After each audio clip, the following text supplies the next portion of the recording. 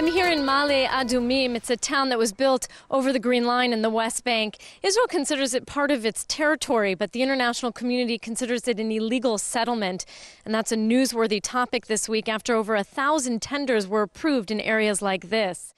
The move angered some of the European members of the United Nations Security Council that they put out their own statement. Britain, France, Germany, and Portugal called on Israel to halt immediately all settlement activity.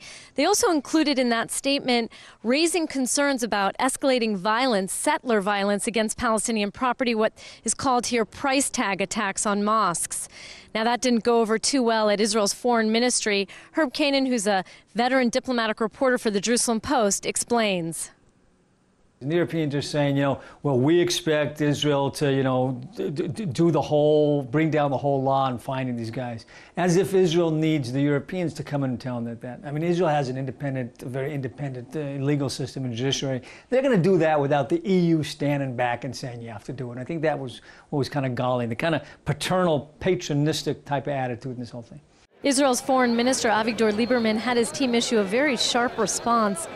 In what appears to be a reference to the issue of settler violence, the statement urged the group of Europeans not to interfere in domestic Israeli issues and other matters that are to be solved in direct negotiations.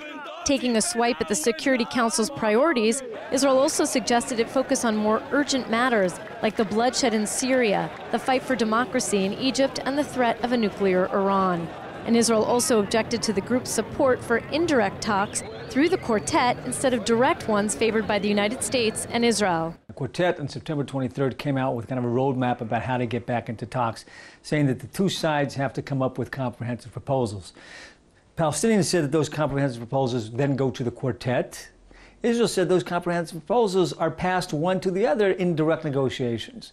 Now, the U.S. and the Quartet itself has backed Israel's position. The EU, the EU countries here, we're talking about Germany, Britain, France, and Portugal, they came out and said, no, they have to go, these proposals have to be given to the Quartet. So Israel saw here a reinterpretation of the Quartet thing, which is a serious business.